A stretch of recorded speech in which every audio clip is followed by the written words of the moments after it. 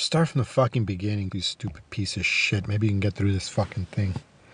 It was April 15th, and it was a lovely 72 degrees in Los Angeles that Saturday afternoon, and I would have been able to enjoy it were I not at that moment driving down Melrose Avenue, a particularly shitty stretch of city street with a right lane that every other block or so alternates between drivable road and literal parking space. Drivers like me who know better stick to the left lane, while those on the right lane wait for the last possible moment to switch onto the left in a panic, either because they're new to Melrose and weren't aware of what waited ahead of them, or the much more aggravating reason, because they're assholes in a rush, switching back and forth to get past as many cars as possible just so they can get to their unimportant destination even faster. That way they have more time to do nothing. I wish I could crash into these children of God, pull the dazed fucks out of their vehicles, and calmly tell them that mine is a daily battle to maintain good vibes towards my fellow humans while accepting all their frailties, because I too am human, so I too exhibit faults. But you know what fault I don't have? Driving like an inconsiderate piece of shit. And it takes so much of my life force to forgive flippant scumbags like them who, with their flippant scumbaggery, are needlessly causing me to waste this precious energy that I'd otherwise save for the truly appreciative. Then I'd throw them onto the path of an oncoming bus and watch the bus explode that person's body, showering the entire Melrose district in blood, bone, piss, shit, viscera, and fast fashion. Then horrified onlookers would notice my joy and have the unmitigated gall to call me a monster, which I would then justify by grabbing and shoving them onto the path of other oncoming buses. And before their brief painful transfer from this miserable world into oblivion, those people would learn the most important lesson of all. Don't be judgmental on bus day. But I didn't have time for any of that, because I was on my way to Fairfax Avenue to what used to be known as the Cinefamily's Silent Movie Theater, a pretty awesome place up until it became known that the men in charge did with their authority as most men in charge do with their authority, abuse the fuck out of it in a sex-type way.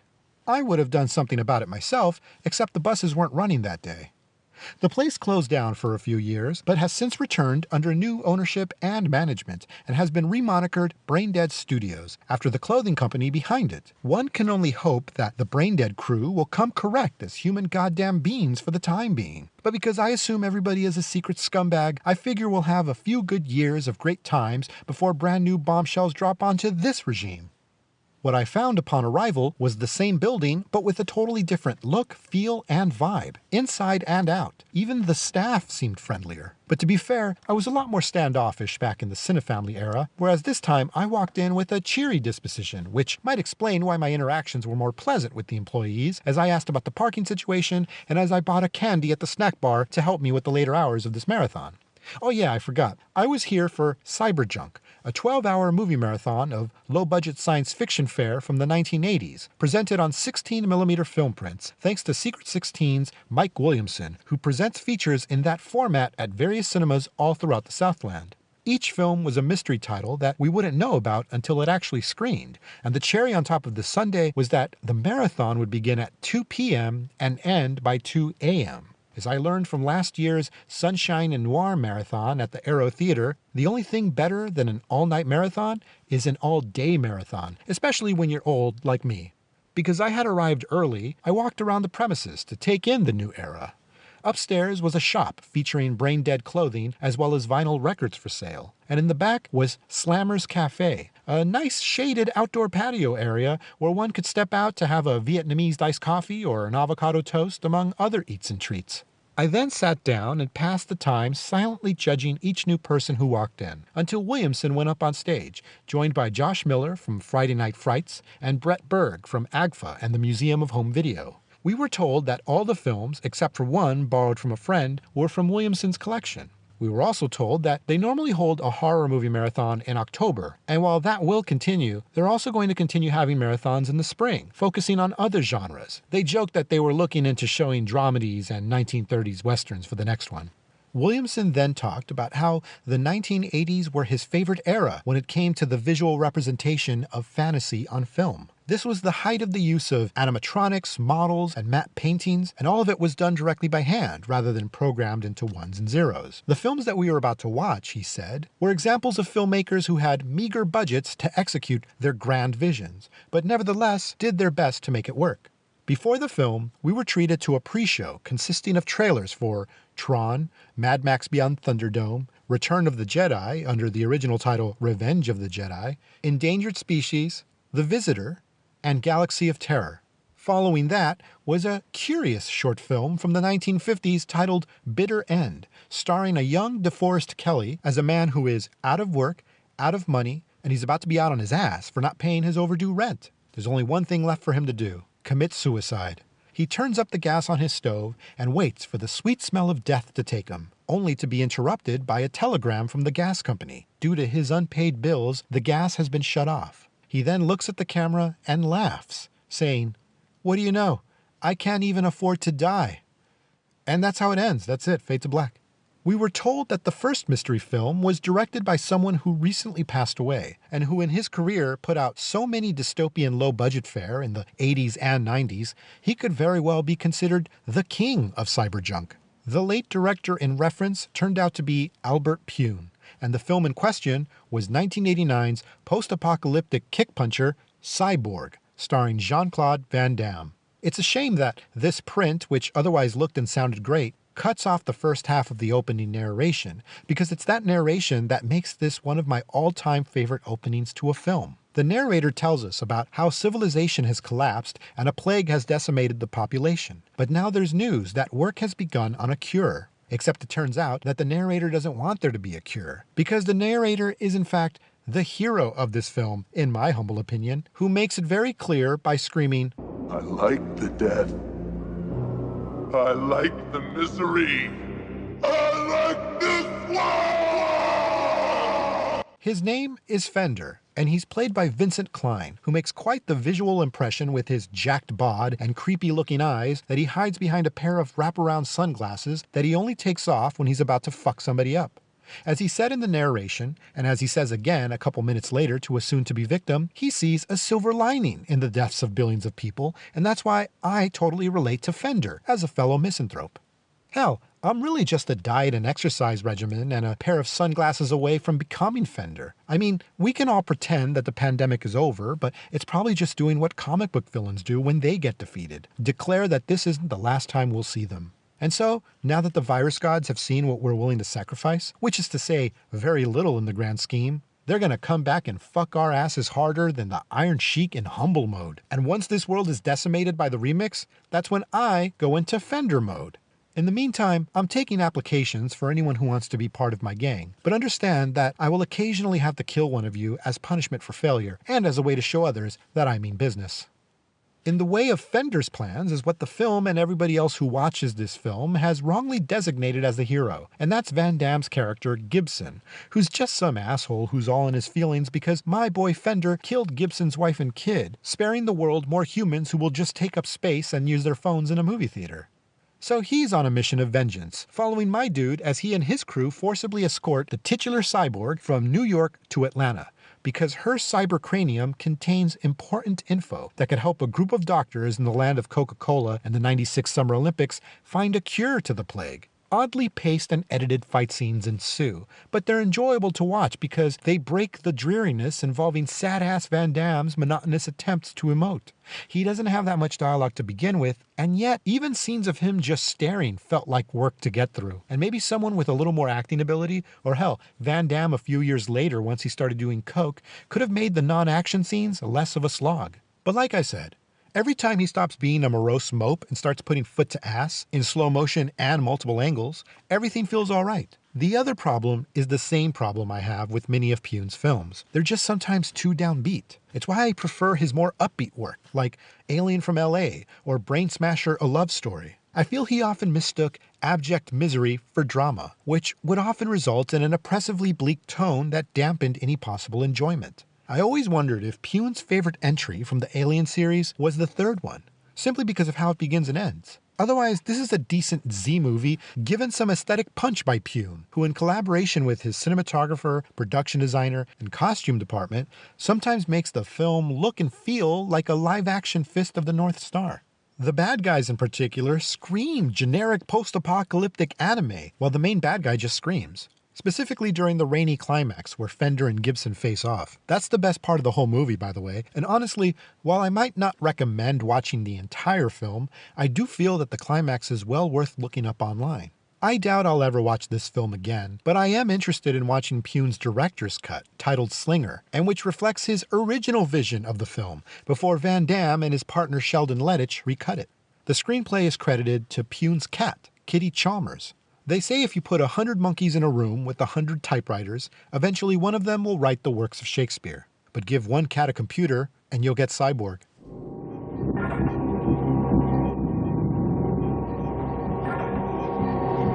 Welcome to the world of the not-too-distant future. Get going! Go! A brutal gang is reshaping the world into their own vision of hell. And only one man can stop them. Jean-Claude Van Damme is leading the battle between good and evil. Take 'em out. As it's never been fought before. He's on a desperate mission to rescue a cyborg who holds the secret for saving the world. Why did you help me? I don't want to see you die. From the dust of destruction rises the warrior of a new age. Say goodbye, my friend. Jean-Claude Van Damme has become the first hero of the 21st century.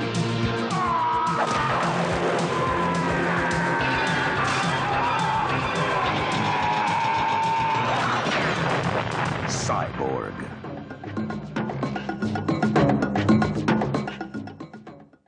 During the break, I went to Slammer's Cafe. My strategy for movie marathons is to go in with an empty stomach, sticking only to water and black coffee, so as to limit discomfort and/or sluggishness, and I usually wait until the last couple movies to indulge with snacks and sugary drinks. But because this was an all-day marathon, I decided to indulge a tiny bit, and for the first time in my life, I had snow caps, the little chocolate drops with nonpareils of sugar on them.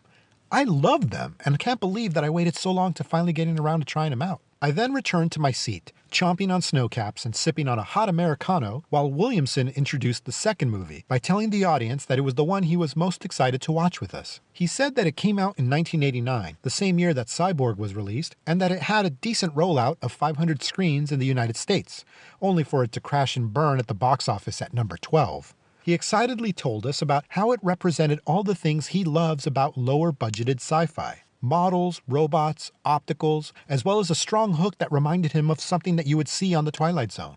The second film was Millennium, directed by Michael Anderson of Logan's Run and Around the World in 80 Days fame, and written by John Varley, who adapted from his own short story, Air Raid. It stars Chris Christopherson as Bill, an investigator for the NTSB, who arrives at the scene of a fatal jetliner crash, where he listens to the black box recording, sifts through the wrecked remains, and more importantly, makes the carnal acquaintance of lovely ticket agent Louise, played by Cheryl Ladd. This entire section is both intriguing in regards to the investigation of the plane crash and amusing in the casual way Bill and Louise get to know each other, flirt, and eventually hook up, mostly because Louise is fast-forwarding to the good parts, so to speak. There's a moment that has to be an improv by Christopherson. As he and Louise walk off together, his hand hovers over her ass as if he were about to give it a nice squeeze, before finally moving away. The audience had a real good laugh at that.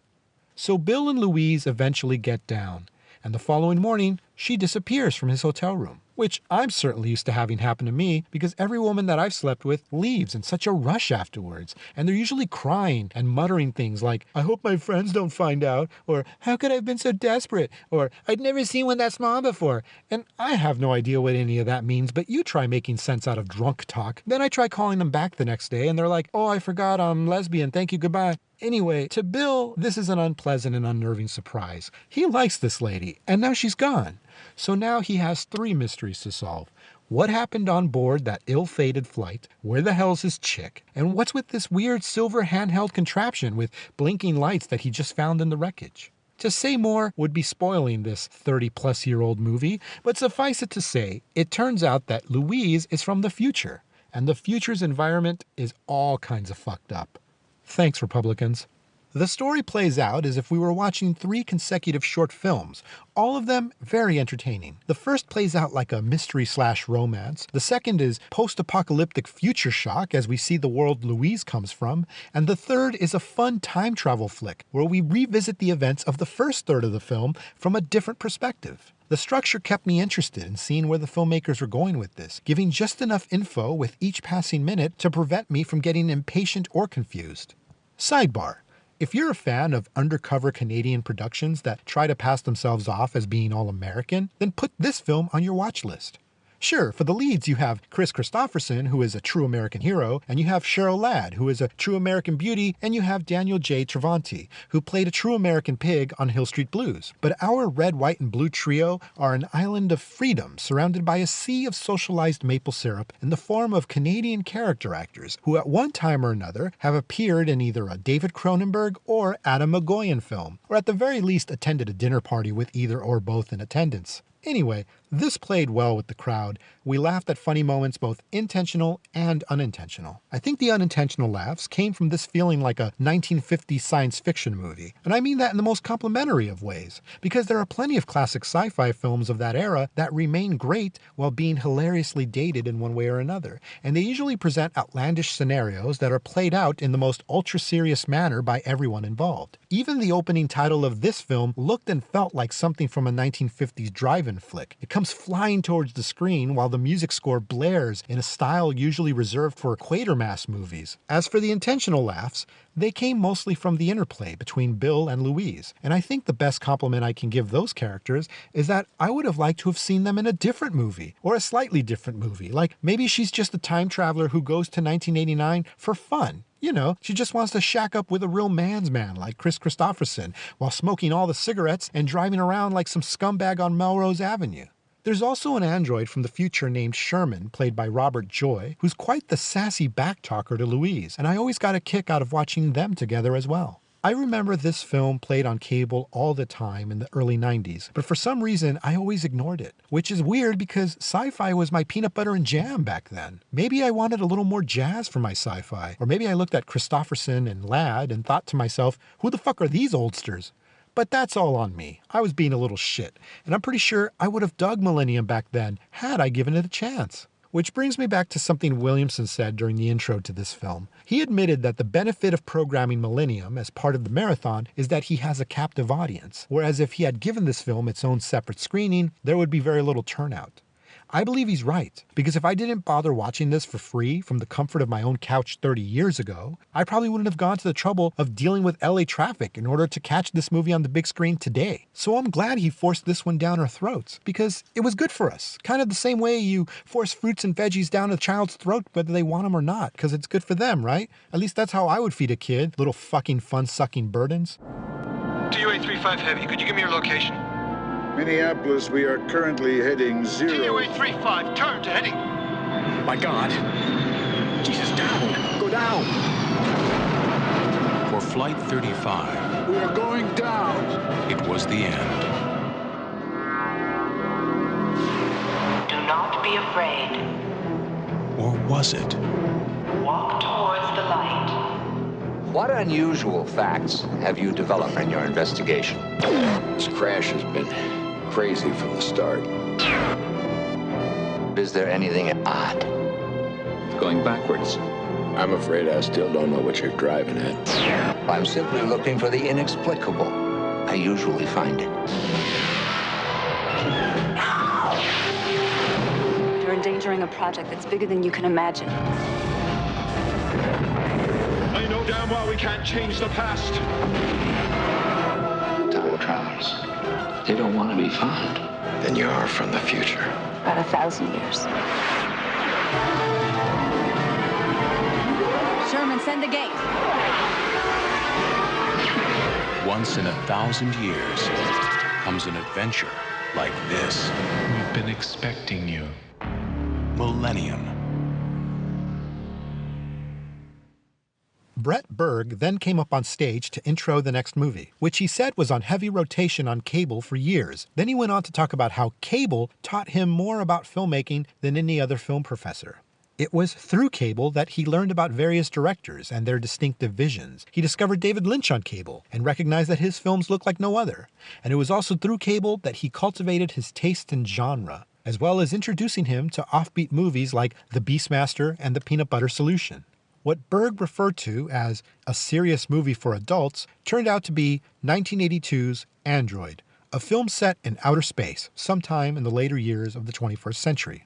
Directed by Aaron Lipstadt, who's probably best known for MST3K favorite City Limits, and starring everybody's favorite psychopathic sexual assaulter, Klaus Kinski, in what's really a secondary role as Dr. Daniel, a scientist holed up in a space station located somewhere far out in the boonies of the known universe. His only companion is his android assistant, Max 404, played by Don Opper, who also co-wrote this, and who is the real main character of the film. When not helping to maintain the space station and assisting Dr. Daniel with his work, Max whiles away the hours playing video games on his Vectrex and listening to oldies by James Brown and Bobby Moore. Max is not unlike an awkward teenage boy in both temperament and experience, which means that among his other human traits, we see him further develop curiosity about the opposite sex by looking up files on how men and women have sex.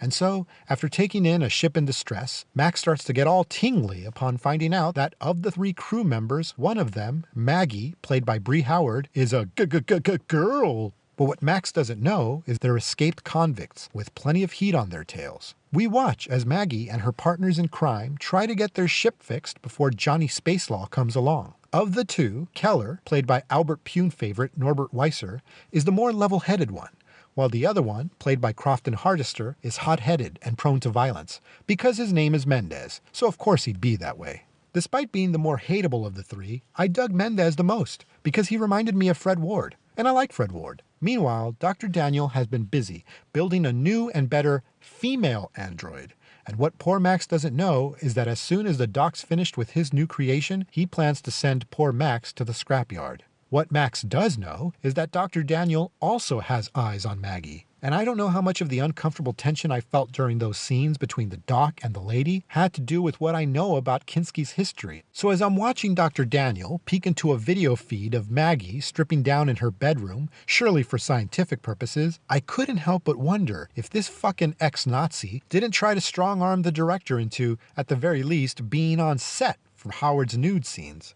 Pervy Dr. Daniel subplot aside, everything else in this film has a curiously laid-back feel to it, so that even the most dramatic or violent moments never felt anything approaching aggro or intense. Which isn't to say that Android is some kind of failure, because I think the low-key tone is intentional, a kind of holdover from the 70s, when plenty of sci-fi had similar muted vibes, specifically something like Douglas Trumbull's film Silent Running, or John Carpenter's Dark Star. Later, towards the end of the marathon, Brett Berg commented that this felt kind of like a 1980s Sundance movie, in that it was a clunky American indie that just happened to be set in outer space. I get what he means, but for me, I actually felt that it was this movie, and not Millennium, that came off more like an extended episode of The Twilight Zone, right down to the ending where I could practically hear Rod Serling's closing remarks. Or maybe even like an episode of Tales from the Crypt, like one of the more cutesy ones, like that one where Malcolm McDowell played a vampire security guard. And by that standard, it's one of the better episodes of those shows. One that maintained my interest, made me laugh a few times, and had me caring for a couple of the characters.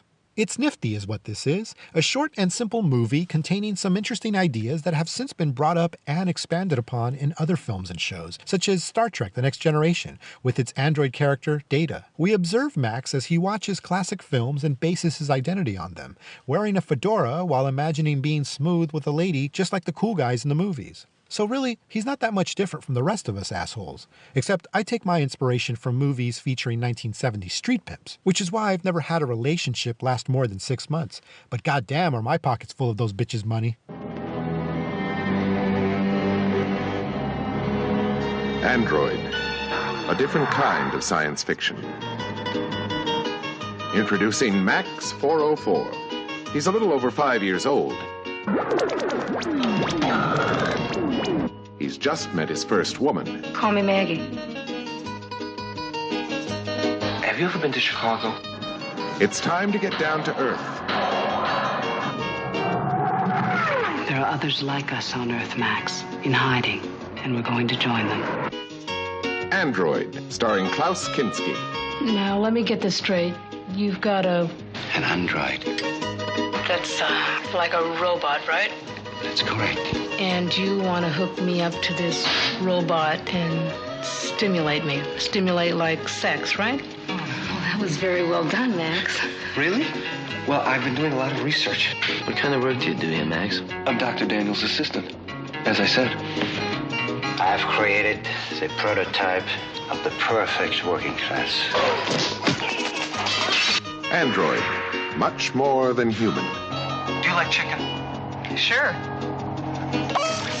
Hey, voila! But still not perfect. Oh, you're gonna regret this.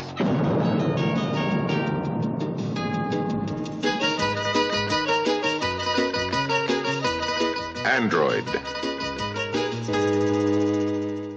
At this point, I went outside to find a new place to park my car, because that's life in the big city, pal. As I stepped outside Brain Dead Studios, I was welcomed by a most pleasant mix of scents, both tobacco and cannabis, from the crowd of smokers taking the opportunity to toke up and smoke up between films.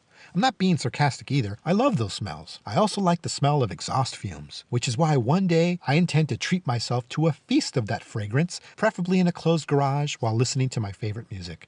As I returned to my seat, Williamson was on stage introducing the next film. Like most of tonight's offerings, this one was also a cable discovery. He decided to give us a hint by telling us that it was from Charles Band, who has been producing Cineschlock for over 4 decades now. Williamson felt that this movie exemplified the possibly cocaine-fueled attitude of Band's company Empire Pictures and how they would take 2 or 3 separate ideas and merge them into one film. He also gave another hint that this featured an early role for someone who would later become very famous in film and television, and he then concluded by wishing us Merry Christmas, and that's when I got very excited. The 4th film was in fact the one I guessed and hoped it would be, 1984's Trancers, directed by Charles Band. I first saw this on HBO back in the late 80s, and it's remained a favorite ever since. I've even made it part of my Christmas viewing rotation, along with other holiday classics such as Die Hard and The Silent Partner. I've always wanted to see Trancers on the big screen, and there it was, looking every bit as fabulous as 16mm would allow. The film, also known under the alternate titles Future Cop and Juice 2, begins in the year 2247 in Angel City, located near the sunken ruins of what used to be Los Angeles. Things seem to be going all right in this fair cyber city where the people dress retro but carry ray guns. On the other hand, people don't eat meat anymore, steaks are made from kelp, and if you want some real coffee, you're going to have to pay a heavy premium for it. Tim Thomerson stars as our hero, Jack Death, a trooper for the Angel City Police Department who is hunting the titular cult of mind-controlled zombie-like killers. As Death describes them, they're not really alive and not dead enough. Each time he kills or singes a trancer, he or she vaporizes, leaving behind only a scorched imprint of the corpse on the ground. At first I thought it was Death's gun that caused the vaporization, but as we see later in the film, and its 5 sequels, that's not the case. Trancers just do that, which leads me to wonder, what happens if a trancer just grows old and dies of natural causes? I'm guessing it would end with the trancer on his deathbed, surrounded by his trancer wife and his trancer children and his trancer grandchildren. Maybe he has a sad trancer dog curled up beside the bed. Then the patriarchal trancer growls his final goodbyes out of his foaming black lips and expires, scorching up the mattress of his Craftmatic adjustable bed, which his family has no choice now but to throw out with the trash, because who's going to want that thing? It's got Pop Pop's charred silhouette on it. So Death is called up for a special mission to go down the line, meaning he has to take a time-traveling serum that transfers his consciousness into his ancestor's body back in 1985 Los Angeles.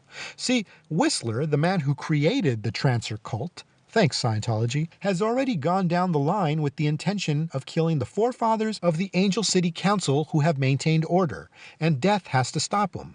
Once in 20th century LA, Death forces his ancestor's one-night stand, Lena, played by Helen Hunt, the aforementioned famous film and television actress, to help him find and protect the council's descendants from Whistler, who is currently taking up residence in his ancestor, who also happens to be a lieutenant with the LAPD. We see later in the film that one of the cops assisting Whistler has been tranced, but during this viewing, I wondered if the other cops helping him were also turned into kill-crazy zombies, or if they were just typical police officers doing what comes naturally. For what is, in all intents and purposes, a cheap cash-in on Blade Runner and the Terminator, Trancers is a hell of a lot better and way more fun than it has any right to be. Sure, it's cheesy in the most low-budget of ways, but it knows it's cheesy, and for the most part, it doesn't take itself seriously. It's a very visually appealing movie too, with a cool retro-futuristic look during the Angel City scenes, a nice neon-heavy aesthetic with the modern-day stuff in Chinatown, as well as a dark and gloomy atmosphere in the Skid Row sequences. And I also dug the electronic music score by Phil Davies and Mark Ryder. In addition to being given a special serum that will allow Death to zap his and Whistler's consciousness back to the 23rd century, Death is also given a special wristwatch that can slow down 1 second into 10. That's the only kind of slow in this 76-minute film, which feels more like 45 minutes, because band and screenwriters Danny Bilson and Paul DeMeo, who went on to write the scripts for The Rocketeer and The Five Bloods, knew how to keep things moving fast so as to keep the audience from doing something stupid, like think too hard about it. It's also very funny at times, with Death occasionally spouting off some witty old-school style tough guy lines.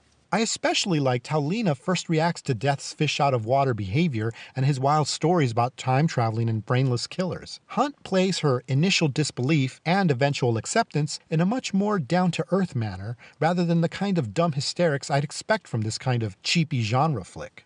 Because it's a movie, she and Death eventually become an item, and even that doesn't feel too shoehorned. I think a big part of that is because Hunt and Thomerson have really good chemistry together, and I really enjoy their interactions. So yeah, obviously I really dig this movie, and I've watched it multiple times, but I've never seen it beyond an audience of one. So it was a real treat to watch this in a packed house with what seemed to be a majority of first-timers to the movie. And it was an even bigger treat to find out that it plays great with an audience. The crowd laughed when Death had to face off with a mall Santa who went full Trancer. They cheered when Death singed Whistler's body in the future, ensuring he wouldn't be able to leave the past. And they went, "What the fuck?" upon the side of the back of Lena's jean jacket, which displayed a full-on Stars and Bars Confederate flag. But hell, if them Dukes can rock that loser symbol on top of their winner of a Dodge Charger, then Lena can use that stupid jacket to flaunt her edgelord punk rocker credentials. But I'm glad to know that people, at least in this corner of the country, react negatively to that horseshit flag.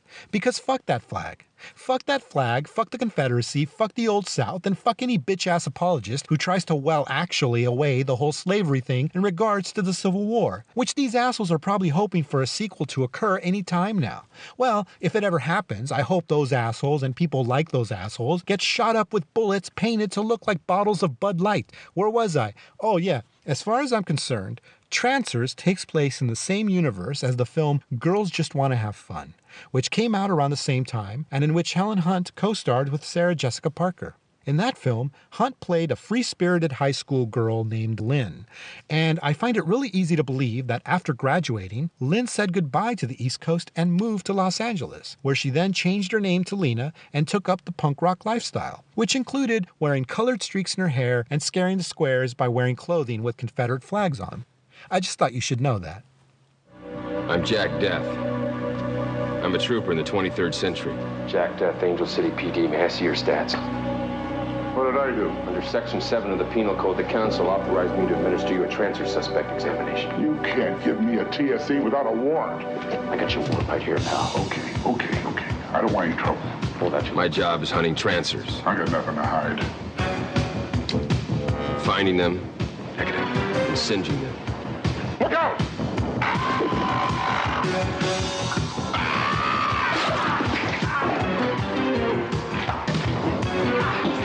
Of course, sometimes they find me first. Then it's a little more complicated.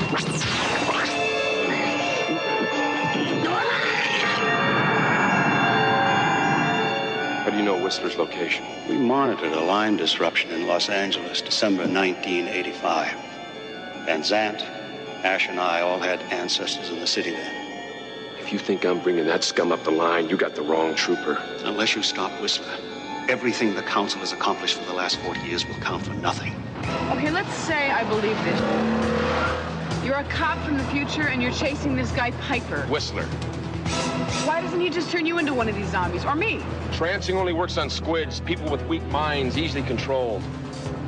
Lena, I'm from another time, another world. I don't even know what you people eat for lunch. Okay, I got fried rice, egg rolls, and beef chow mein. Beef? You mean like from a cow? I thought it was rough in the 23rd century. I didn't know how hot it could get. Jack? How's my tan? It was getting hotter all the time. Jack? I guess I just attract a certain element no matter what century I'm in. Which way, mister? Anyway, I gotta run now. I want to ride with the ladies. Over here, Ashby!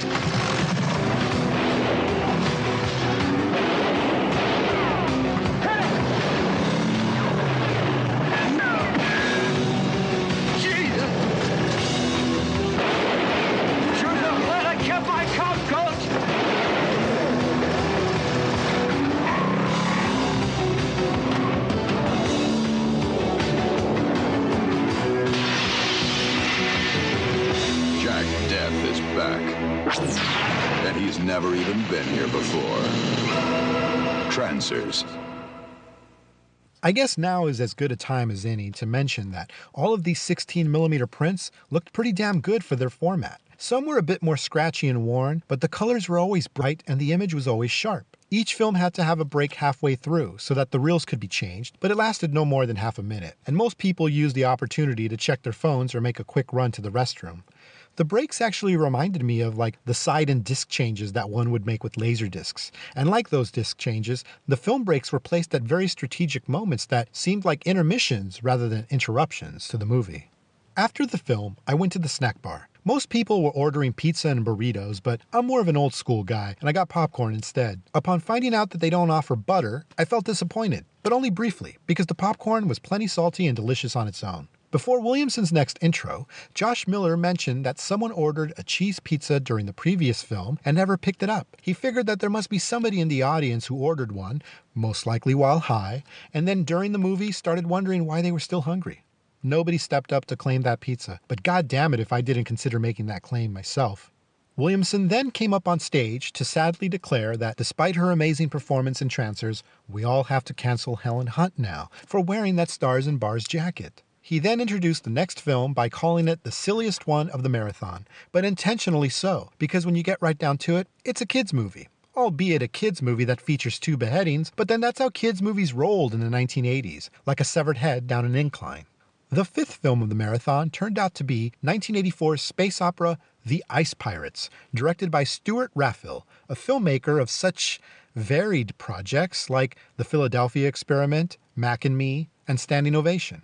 In this film, set in a galaxy far, far away, Robert Urich stars as Jason, leader of a rowdy group of space pirates who raid ships that transport ice between worlds. See, water is the most valuable resource around, and of course some evil overlord types called the Templars control the interplanetary flow, on some Immortan Joe bullshit. While I normally hate on pirates, I'm cool with Jason and his Aquanauts pulling jack moves on these Templars. But what I'm not cool with is what I hope was a joke by Jason regarding a lack of raping and pillaging during their raids. He makes that joke, by the way, after they discover Princess Karina, played by Mary Crosby, aboard one of the ships in hibernation. Cooler dicks prevail, though, and instead he wakes her up and takes her captive, hoping she'll be worth big bucks, if not big fucks. But I guess the good princess was able to hear Jason talk that stupid shit while she was sleeping, because soon she's got the upper hand when Jason is captured by the Templars and almost castrated by them. The only reason he gets to keep his junk is because Karina allows it. Because, well, maybe she is attracted to Jason, but Karina is kind of like Andrew Dice Clay, and so nobody fucks Karina. Karina does the fucking. We do the fucking. We do the fucking. You know what? First we talk, and then we walk. We do the fucking. But she might want to hold up on getting some of that Vegas cock, because it turns out Jason has space herpes. Okay, maybe not Jason, but his ship is infested with space herpes, and it's pretty disgusting.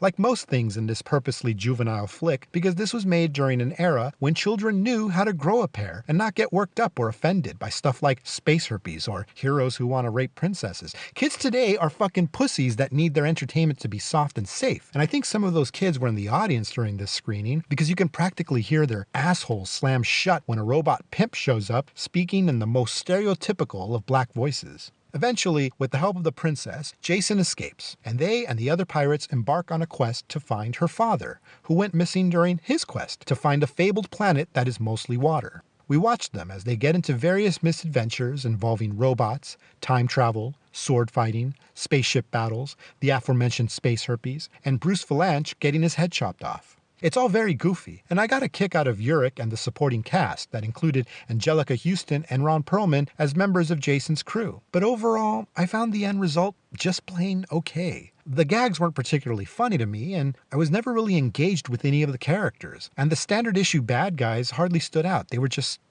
there. But I did really enjoy the last 10 minutes, when both Jason's ship and the Templar ship end up in a time warp that causes them to rapidly age as they face off with each other. It was then that the Ice Pirates actually succeeded for me in the kind of anarchistic wackiness that I had been trying for the entire film. But I can see why this would be a favorite for many kids who grew up watching this on cable.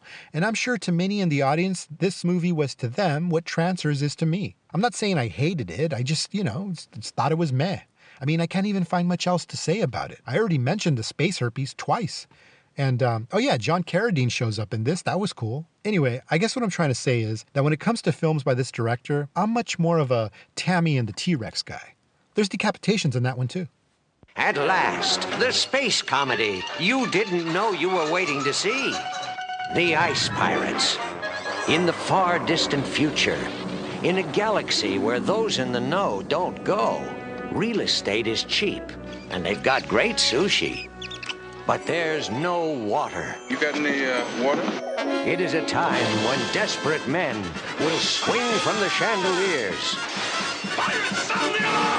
just to get a drink. Just take a look at that. Good men like Jason, space pirate and explorer of the cosmos. His chief engineer and fellow rogue Roscoe. There they come. Oh, here, quit that. And the beautiful Princess Karina. One tiny band who must bust their buns, battling the masters of all the water in the galaxy. The evil Mithradoids, famous for not being nice. Killing you would be too easy. I have something better in mind.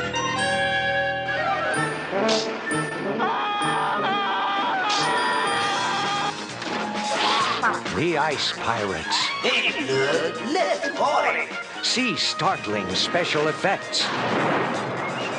See depravity in zero gravity. See glamour girls from another galaxy. See kung fu robots. And delight in the mysteries of the seventh world. The one place in the universe to get a decent glass of water. Don't do that. You insist. How's it going? It's going great. How's it going with you? The Ice Pirates.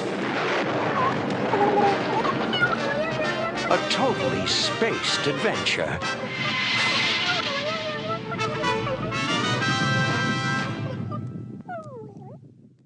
Before the final film of the night, which they called a banger and hinted at being something that everybody has seen, Mike Williamson, Brett Berg, and Josh Miller discussed the previous films. Mike then asked the audience for their favorite movie of the night. Most people said Trancers, because of course they would. It's Trancers, bro. Not that they're listening to this, but I do want to express my heartfelt gratitude to Secret 16 and Braindead Studios for essentially giving me one of my dream screenings with Trancers, a film I always wanted to see on the big screen, and to watch it with such a receptive crowd was a real bonus. I say that to them so I can say this to them. Fuck Secret 16 and fuck Braindead Studios for ending the evening with a goddamn ringer, a heavyweight among welterweights, and thereby making it so that one can't easily call Trancers the best film of the marathon. I cannot argue with Williamson's opinion of this film being the greatest low-budget science fiction movie of the 1980s. This film, which launched many A-list careers, birthed the franchise, and inspired some of the previous films of the marathon. And that's when Josh jumped in and said how awesome would it be if the film we were about to watch turned out to be Mac and Me. But no, the sixth and final film of the Cyberjunk 16mm marathon was 1984's The Terminator, which was also the final film of the Arnold all-night movie marathon I attended a few years ago at the New Beverly Cinema. And so I'll pretty much repeat myself with the same random thoughts, because it's not like there's anything I can say about this movie that everybody doesn't already know. We all know the deal.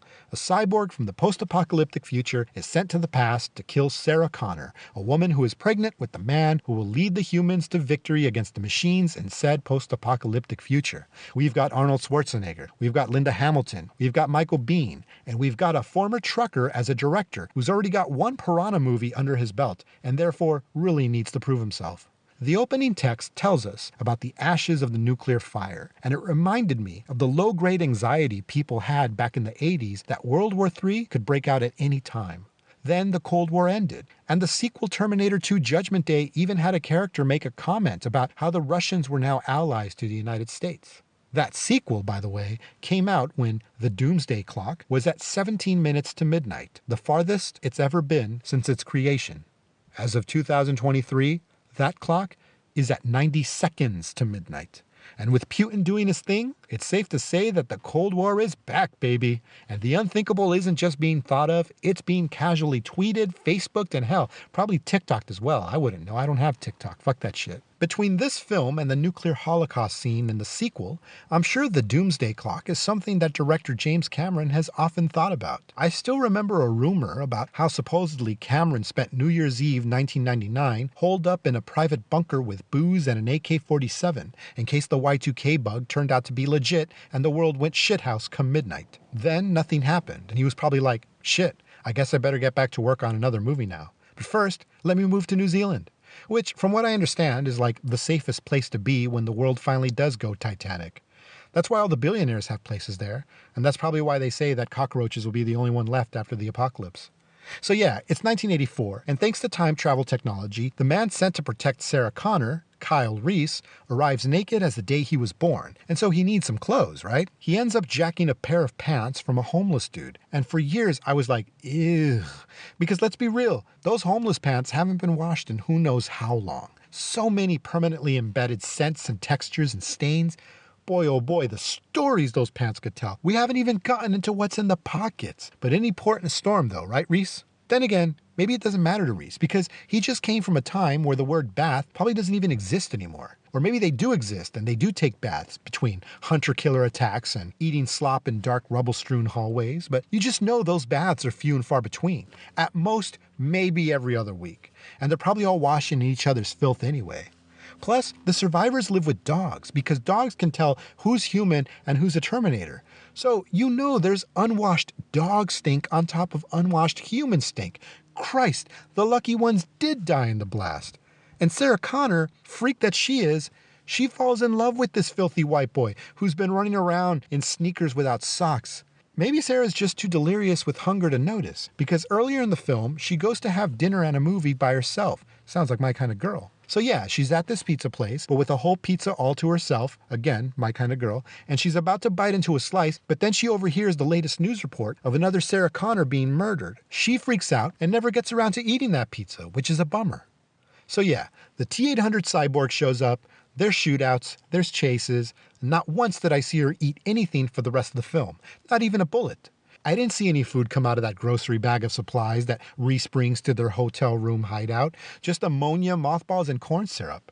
I don't know, maybe she scarfed down a few donuts at the police station, I hope so. But at least she survived to eventually eat something after the events of the movie. Her roommate's boyfriend, on the other hand, he wasn't so lucky. He was about to enjoy an absolutely beautiful Dagwood-style sandwich until he made the fatal mistake of attempting to bust up a T-800. He died hungry, which is a terrible way to go.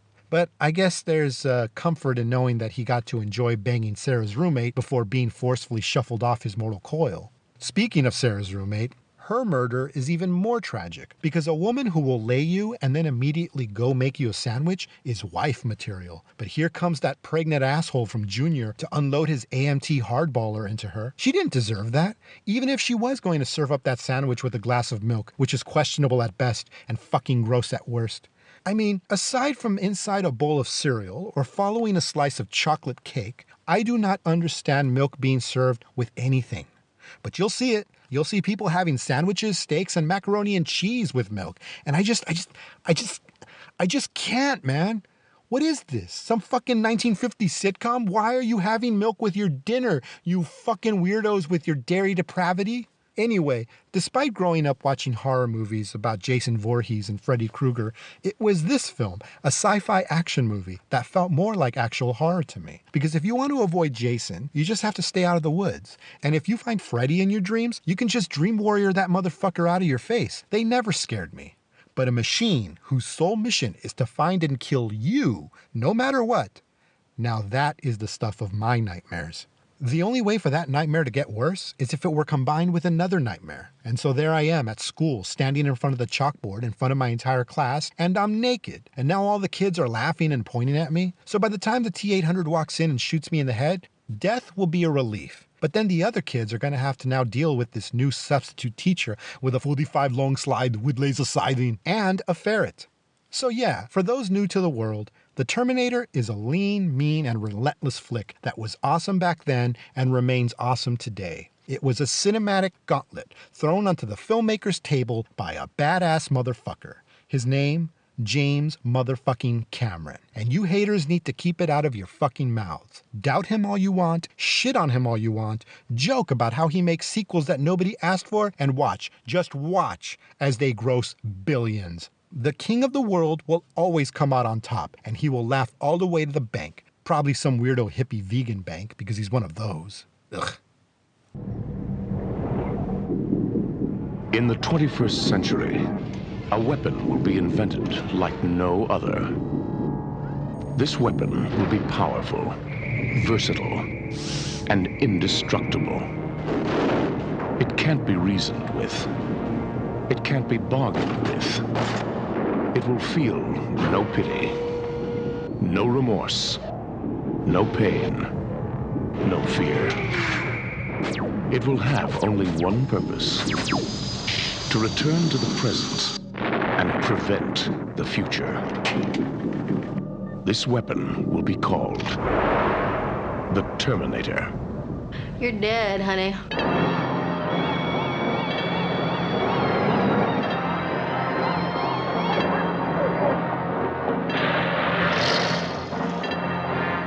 What day is it? The date!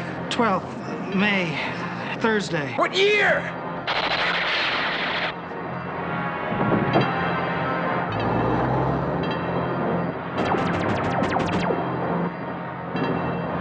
I'm here to help you. I'm Reese, DN 38416, assigned to protect you. You've been targeted for termination.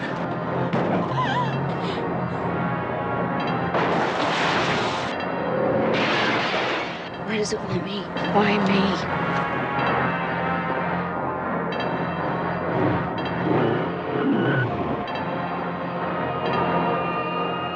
Arnold Schwarzenegger is the Terminator. Your future is in its hands. And so, the Cyberjunk movie marathon came to an end a little after 1:30 a.m. The entire audience was invited to go outside for a group photo with Williamson, Berg, and Miller. So I, of course, made sure to stay away. But I had a great time watching mostly cool movies with a good crowd in a comfortable environment. And it was nice to be finished at a time when most movie marathons are not even halfway through. It was nice to know that I can get a decent night's sleep and still enjoy my Sunday. But first, I went down the street to Cantor's for a pastrami on rye. As I chowed down on my delicious sandwich, some drunk hipster stumbled onto my booth and began to initiate a conversation I did not want to have, mainly because he was a man. He asked where I just came from, and I wanted to say I came from his mother's bedroom, but instead I took the honesty policy, which I've been told is best. I told him that I just spent the past 12 hours watching science fiction and fantasy films featuring killer viruses, fascist rulers, violent policemen, dystopian societies, streets filled with the homeless, cataclysmic damage to the environment, natural resources hoarded by the powerful, and artificial intelligence gone rogue. The drunk hipster then slurred something about how none of that sounded like science fiction nor fantasy. Then he asked, rather indignantly, as if I was at fault, how the fuck are those movies any different than what's going on right now in real life? I put down my sandwich, got up, went over to his side, sat down next to him, scooched in close, and smiled as I put my arm around him and responded with, "They didn't have buses in them." This has been the Exiled from Contentment podcast, recorded live in front of an empty room. Exiled from Contentment has been brought to you by anger, paranoia, resentment, depression, low self-esteem, and Rally cigarettes, now with less nicotine and less throat irritants. Remember, ladies and gentlemen, if your cigarette tastes different, smoke Rally. Episodes of this podcast can be downloaded at efcontentment.podbean.com. That's E as in egads. This asshole's podcast is terrible. F as in fuck this asshole's terrible podcast. Contentment as in something this asshole hasn't felt in a very long time. Pod as in podcast. As in everybody's got their own goddamn podcast nowadays.